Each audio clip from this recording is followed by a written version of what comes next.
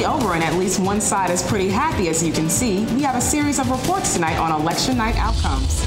And learning the language, how immigrants struggle with it, and what's being done. There's a reason this guy's feet are dirty, and it's gotten him into hot water with dining services. You're not going to believe this one. Carolina Week is next. From the UNC School of Journalism and Mass Communication, covering Carolina in HD, this is Carolina Week. It's over, finally. You could argue not much will change after this election, though. Good evening, I'm Avery Harper. And I'm Landon Dowdy. That may be true at a national level, with President Obama winning and the House remaining in the hands of Republicans. But you could see major changes here in North Carolina. And those changes could have a big impact on UNC. More on that later. We have a series of reports tonight on the election and what it all means. First, the race for president. Reporter Johnny Gill spent the evening with the Young Democrats. The place to be at Chapel Hill last night was R&R Grill. It was election night, and everyone was anxiously awaiting the results. Would it be Mitt Romney or President Barack Obama? Mayor Mark Kleinschmidt. President Obama is going to win, and by the time anybody sees this, we'll have won re-election, with or without North Carolina. Young Democrats gathered together with the same kind of optimism, hoping for an Obama victory. But early results showed battleground states were too close to call. I'm a ball of nerves right now. Like, I am so antsy. I've been antsy all weekend. We've been, doing a lot of get out the vote efforts, and I've just been thinking about tonight, and I can't believe it's already here. So, just really nervous. But then out of nowhere, as hundreds of eyes were glued to the television screens, it became loud and clear.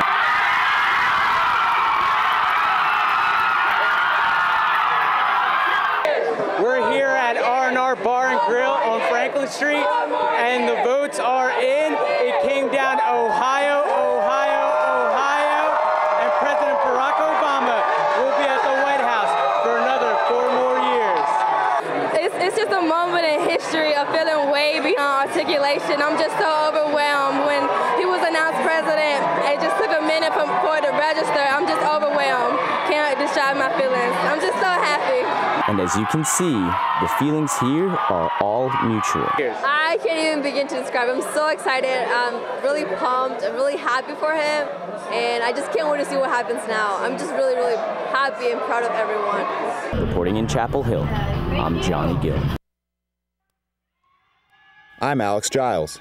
College Republicans at the top of the Hill viewing party knew what their candidate had to do to win the election. When it was announced Mitt Romney would take North Carolina, spirits were high.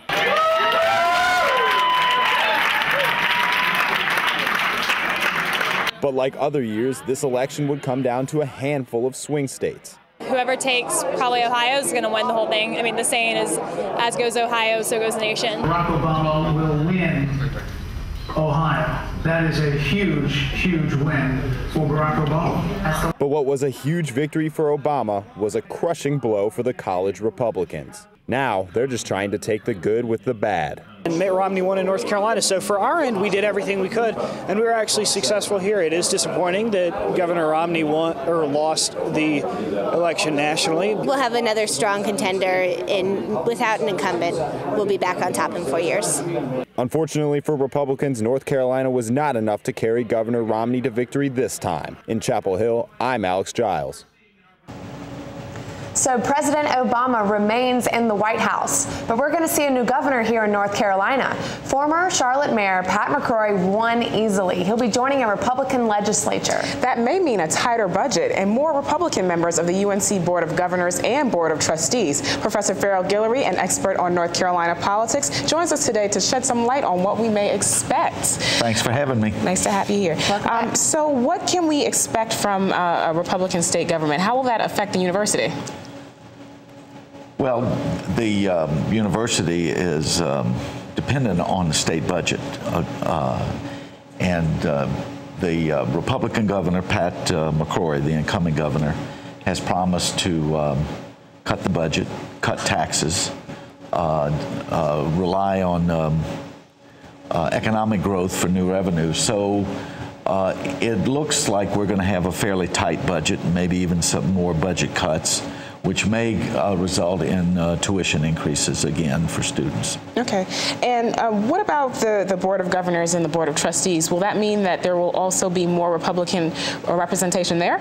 Absolutely. The membership of the Board of Governors is determined by elections in the legislature, and the members are staggered. So as the Republican majority comes in next year, there will be internally within the legislature a selection process of new members, and most of them will be Republicans. There are rules for representation of minorities in the minority party, but most will be Republicans. So by the summer of 2013, there will be a distinctive Republican cast to the Board of Governors. Great. Well, I want to thank you for being here, Professor Guillory. Thanks for having me. Thanks. UNC is looking for a new chancellor, and students have a chance to voice their opinion. UNC student government has created a survey students can take to rank the characteristics they want in the next chancellor. You can find the survey at carolinaweek.org. We went out and talked to a few students about the qualities they're looking for in a new chancellor. I think, continuing our involvement in research and diversity of student life is important, but I think no chancellor's really going to mess that up. So I didn't really have any interaction or know anything about the previous one, so I guess the next one doesn't either. I mean, to be completely honest, I really don't understand what the position of chancellor really means, so at this point I really don't. It really doesn't make a difference to me. So. The UNC System Board of Governors is considering a new regulation that would shorten the amount students have to drop a class. Right now, students at UNC have 2 weeks to add a class and 8 weeks to drop one. But the new proposal would allow students 10 days to add or drop. UNC extended the drop period from 6 weeks to 8 weeks back in 2004. The board will vote on the proposal on Thursday. Affirmative action, it's become a lightning rod issue across the country, and the United States Supreme Court is reviewing an affirmative action case out of Texas that could change things right here at UNC. Manny Amaya is the president of the Carolina Hispanic Association. Despite his minority status, he's not keen on affirmative action. It's kind of like either reaching a quota or being tolerant to look good. Online editor for the Carolina Review, a conservative publication, Elizabeth Merritt isn't a fan either. She says affirmative action allows less qualified students to be admitted to college. You've been accepted to this college based on affirmative action, and you might not be as ready as someone else. Other UNC students, like Michael Brickhouse, a founder of Carolina Males, a student group focused on minority male retention at UNC, says affirmative action is a necessity. I really see it as an essential piece of American society to make sure that we all have some of the same playing field, a level playing field. The conflict surrounding racial consideration in college admissions has taken the national stage. The United States Supreme Court is reviewing what could be a landmark case in Fisher versus the University of Texas at Austin. Abigail Fisher says she was unfairly denied admission to the university because she was white. She says other students of color with lesser qualifications were admitted. If the Supreme Court does away with racial consideration in college admissions, the process as we know it could change. This section where you mark your ethnicity or race could disappear. Civil rights attorney and law professor Mike Dorison supports the University of Texas. He says he believes race should be king. Race brings a measure of diversity that these other factors can't replace. Dorison challenges those who say racial consideration in admissions is outdated. And it suggests that we as a society have completely overcome and transcended our history and our legacy of discrimination, and that everything is equal and everybody's starting out at the same place. And that's just not true. Regardless of the ruling, the UNC Office of Undergraduate Admissions hopes to keep diversity a part of the admissions process. You might have seen these bare feet around campus. This UNC student doesn't have a problem going shoeless. That is until UNC Dining Services stepped in. His story up next.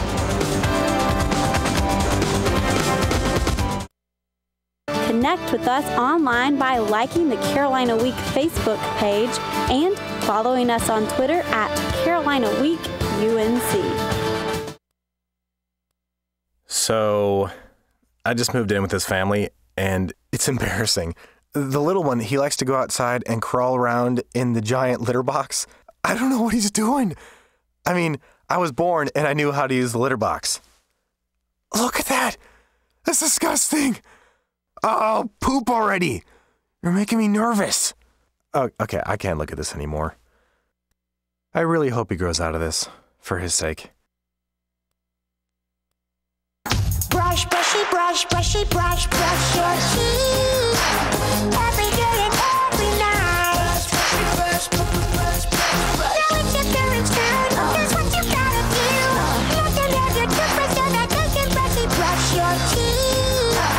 Just got your almost done. 4, 3, 2, 1. Now stop.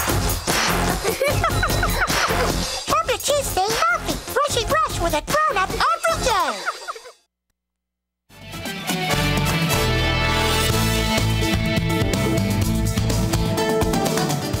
We're a nation of immigrants. Part of becoming an American is learning the language, English. Some in the majority community think many Spanish-speaking immigrants don't want to learn the language. Sefe Amakpai talked with people who say that simply isn't true.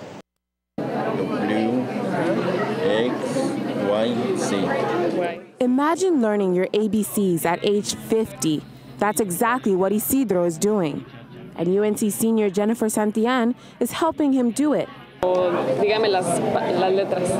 Santillan helps out in a student-run English class for adults in the Chapel Hill, Carborough area.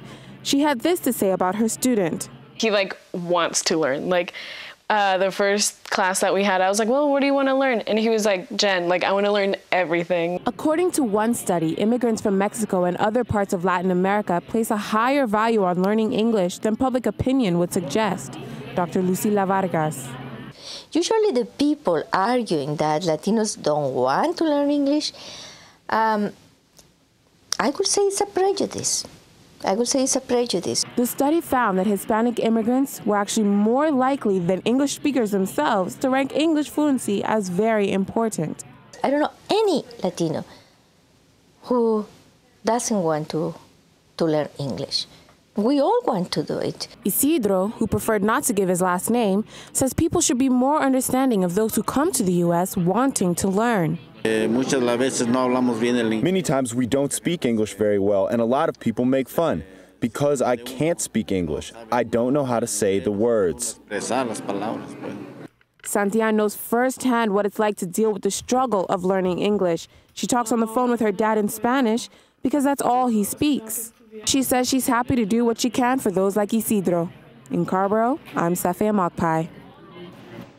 You may have noticed even more activity in the pit this week. Part of the homecoming festivities are the annual campaign for Mr. and Miss UNC competition. There are 3 students running for each of the positions. The candidates have been out campaigning for your vote. The candidates running for Miss UNC are Colleen Daly, Hannah Leonard, and Antoinette Pinky Newsome. Daly is a global studies and Spanish double major. Her project is Embody UNC, a peer-to-peer program for students struggling with eating disorders. Leonard is a health policy and management major. Her project is called Power Play, a 2-day camp that promotes healthy and active lifestyles for 6th graders. Newsome is a management and society major, and her project is a week-long party in the pit to reduce stress. Candidates for Mr. UNC are Garen Hamilton-Jones, Joe Patrizzi, and Joshua Rousey. Hamilton-Jones is a biology major. For his service project, he hopes to start a clothing drive for families with children at UNC's Children's Hospital. Patrizzi is a history major, and he plans to work with Operation Military Kids, a program that brings children of soldiers to UNC sporting events. And Rousey is a business administration major, and his service project would provide an after-school poetry program for local high school students. Students are encouraged to vote this Friday on studentlife.unc.edu. Are you a dancer? It's that time of year again, recruitment week for UNC Dance Marathon. And there's enough entertainment in the pit to encourage everyone to get involved for the cause. Expect to see committee members dressed in wacky costumes like this one you see and performing dance moves like these all week long. As their saying goes, it's for the kids, and they hope to encourage more dancers to sign up and dance for the 24 hours. Dance Marathon is the largest student-run fundraiser on campus. To find out more about how you can sign up and dance and get involved, go to carolinaweek.org. Shoes, part of your wardrobe, right? Well, not for one UNC student. And it's led to a tiff between him and dining services on campus. Alex Giles has a story on this barefoot first year. Cameron Bynum is a first-year student from Rutherfordton, North Carolina. Shortly after arriving on UNC's campus, he decided shoes weren't for him. It was incredibly weird the first day. Like, it was you just like, you feel more things than you think you will. And like, the ground was sort of wettish, so I'm like, oh God. And like, I stepped on an acorn, but like, I also liked it a lot because I got to feel the ground. Bynum says he initially started going barefoot because he liked it better than wearing shoes. It has created problems for him though. The bricks, Lord, the bricks. Second week into going barefoot, one of the bricks was sticking up like that, and like my foot just went, and so I bruised my foot a little bit. But that's not where his troubles end. Carolina Dining Services recently told Bynum he was no longer allowed to eat at campus facilities without shoes. The dining hall situation sort of makes me a little unhappy. Bynum says they couldn't give him a good explanation as to why he's not allowed in the dining halls barefoot. I'm here at Lenore Hall, headquarters of Carolina Dining Services. I've spoke to numerous employees as to why Cameron Bynum is not allowed to eat in the dining hall without his shoes on, and all of them have refused to get back to me for an interview. On this sign, Carolina Dining Services cites safety as the only reason for shoes being needed. Because of this mandate, Bynum has begun carrying a spare pair of sandals in his backpack so he can eat. But that doesn't mean he's satisfied with the issue. I don't think I should be allowed, I think anyone should be allowed to go in the bottom of Lenore without shoes on. In Chapel Hill, I'm Alex Giles. You know, Landon, it's been awfully chilly out. Oh, it has. I have a feeling we're going to need to layer up even more. We'll be back with Drew Day's weather report.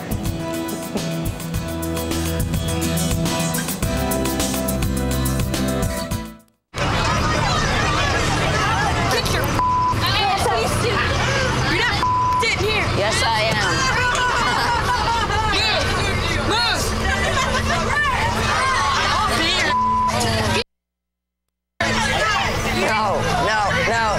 No. Every day, kids witness bullying. Why you stabbing me with it? No. They want to help, but don't know how. Oh, you got... Teach your kids how to be more than a bystander. Visit stopbullying.gov.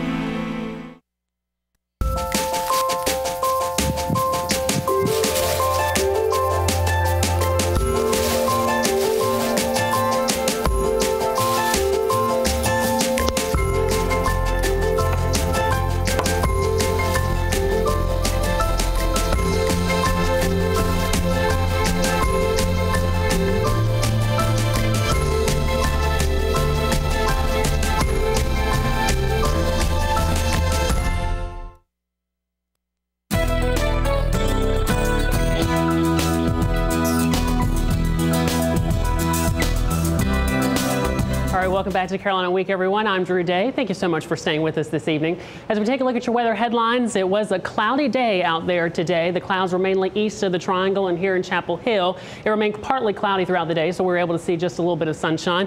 But it was definitely chilly out there with highs this afternoon only in the 50s. But don't worry, the 70s will be returning for the weekend. As we go ahead and take a look at the satellite as it stands across the state right now, again, you can see most of the cloud cover remained in the eastern part of the state with just a mix of clouds here in Chapel Hill.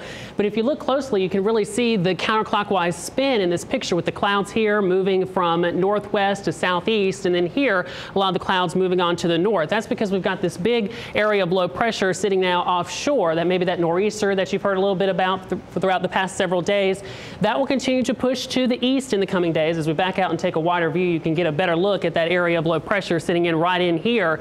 But as it continues to move to the east, that means that the clouds will be moving with it, and so for the next several days, we'll be seeing plenty of sunshine across the area. You can see right back in here where we had this area of high pressure, there's plenty of clear skies, and that is only going to be moving into our direction, and so we'll be seeing some nice weather for the coming days. As we take a look at the surface map right now, you can see where that high pressure stands right now. It's centered over Missouri and into Arkansas. Again, you can see that low pressure system bringing some snow, mixed precipitation, and rain to areas of the northeast. As we take a look at 7 a.m. tomorrow morning, you can see this high pressure has moved just a little bit to the east, but it'll be close enough to us so that we'll start to see some sunshine breaking through by the time we get into the midday tomorrow afternoon. And so by 7 p.m., This high pressure only builds ever closer. A little trough right here might generate just a little bit of clouds. But again, this is just going to be our main weather story for the next several days. This area of high pressure bringing us great weather, and that continues to remain the case right on into Friday as we expect to see sunny skies. So overnight tonight, expect to see temperatures right around 33, so very chilly. Make sure you have that jacket with you as you head out and about this evening. For tomorrow, partly cloudy skies once again. 60 degrees is what we expect for our high, so just a little bit warmer tomorrow than we had out there today. And as we break tomorrow down just a little bit further, so you know what to expect, by 8 a.m., 38 degrees. Those clouds will be with us, but they'll start to dissipate so that by noon we'll have mostly cloudy skies with 53 degrees, and then by 8 p.m., 44 degrees, and the temperature is only going to drop from there. Take a look at the 5-day forecast. Our low for Friday evening, 39, so very chilly, but we will be warming up as we head into the weekend, and the 70s will return. So some great weather, guys. And now you're not just teasing me, are you? No, this football game for Saturday looks great. Oh, good. Thanks, Drew. It's a little too cold for me. All right, you're welcome. Thank Thanks, you. Drew. This weekend, the Heels will try and do something they haven't done in 4 years. To do so, they'll have to tackle the triple option.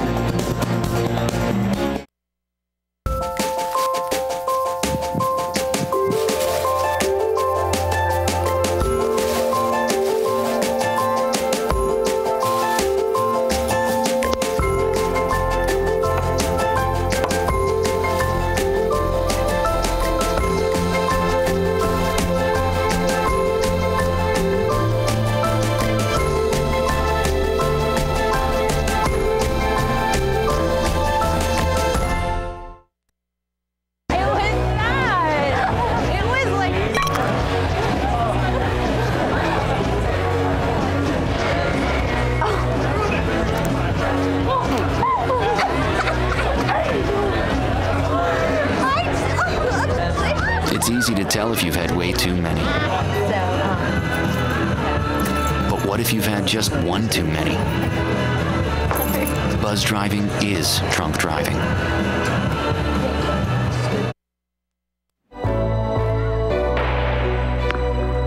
The first day stepping on the court, I couldn't keep up. That motivated me to step up my game. When I reach a goal, I set a new one the next day. And my next goal is to go to college. Mastering the court takes persistence. So does getting into college. I've got what it takes. So do you.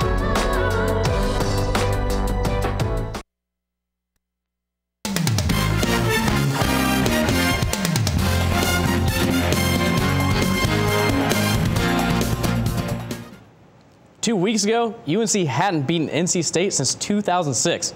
Now, that's old news. Welcome back to Carolina Week. I'm Will Reimer. The last time the Heels beat Georgia Tech? 2008. Challenge accepted. Yes, it's easy to want to lean on Gio Bernard after his big performance against the Wolfpack and his big performances all year. But this week, defense is the key to victory. Georgia Tech averages nearly 35 points per game, but they've lost all 3 games this season when they've scored fewer than 30 points. That means the Heels have to prevent the big plays they've given up throughout the season, and do it against a tricky triple option offense that has troubled the Heels in the past. To do so, defensive tackle Sylvester Williams says the best approach is to take it one play at a time. Because like I said, it's one of those deals where, you know, every play I got a certain guy I got to tackle, and whether that guy got the ball or not, I want to get that guy on the ground. So that's one of the things that I try to watch.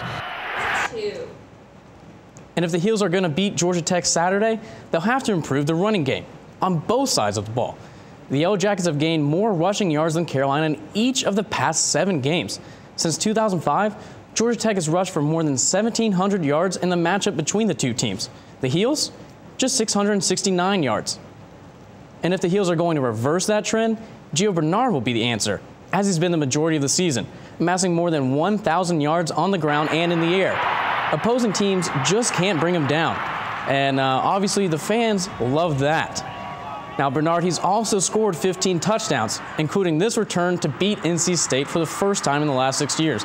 Never gets old seeing that. And the nation is starting to notice. Fans get to cast one vote for the Heisman Trophy. Notre Dame's Monte Te'o leads the fan vote with 29%. Bernard's in 10th place with 2% of the vote. And intramurals, we've all played them. I met the director of intramurals, Justin Ford, who officiates more than just campus sports. fans, cheerleaders, big plays.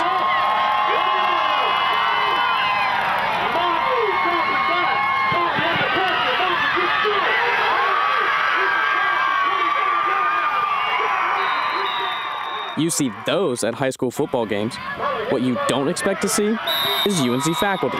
But this ref is also the director of intramurals here.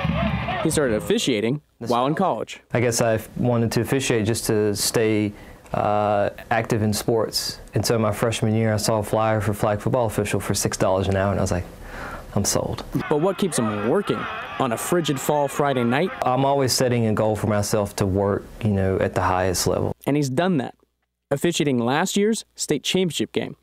But he admits he's still not perfect. I'm good about 95% of the time, but there's that 5% that I'm thinking about on the drive home. And if he does make a difficult call, do the fans let him know about it? I do hear the fans from time to time, but it's more of like comic relief. Ford says the comedy goes in one ear and out the other, so he can focus on making the next call. And the field hockey team finally got some revenge against the team that had beaten them in the past 2 national title games. Already up 1-0 over Maryland, sophomore forward Charlotte Craddock found Kelsey Kolajczyk close to the goal. She hit the post on her first attempt, but she was able to put it past the Maryland keeper to give the Heels a 2-goal lead at the half. Maryland was able to cut into the lead in the second half with a penalty corner, but it wasn't enough. Craddock added a goal for the Heels, albeit with a little help from the Maryland defense. Her shot took a deflection off the Terp defender. The Heels won the game 4-2 to become ACC champions. And the Heels begin the NCAA tournament this weekend. Instead, state fans said wait till basketball season. Well, the Heels jump into the regular season this weekend with games against Gardner-Webb and Florida Atlantic. Something to look for is if freshmen Joel James and Bryce Johnson look as comfortable in the regular season as they did in the exhibition. They'll be expected to produce right away. Another freshman, Marcus Page, will have to learn to lead quickly. He's starting in his first year as point guard, an important position in Coach Roy Williams' system. Down low, preseason All-American James Michael McAdoo has big expectations to fill, but he'll have help on the perimeter from P.J. Hairston and Leslie McDonald, who's returning after missing all of last season with a knee injury. And you know what? I know the election is just over, the presidential election landed, but there's another important vote for Tar Heel fans. 2% is not enough for Gio Bernard. Well, it just isn't. So you Tar Heel fans, you better get out and vote. Yes, make your voices heard. Thanks, Will. You're welcome. Thank you. Hey, you voters, if you missed out on the free Sugarland treat, you're still in luck. Details next. If you have a story idea, call Carolina Week at 919-843-8292 or email us at carolinaweek@unc.edu. If you have questions about this program, write to Carolina Week, Campus Box 3365, UNCCH, Chapel Hill, North Carolina 27599. Be sure to check out Carolina Week online at carolinaweek.org.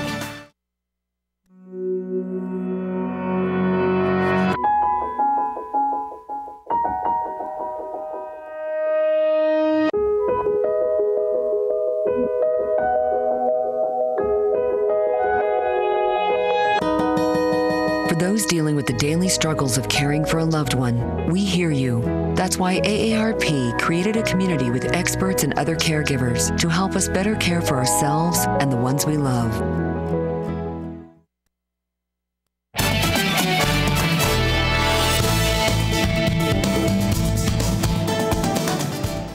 Now, I didn't make it to Sugarland yesterday with my I voted sticker, but I hear we can still go today? That's right, Avery.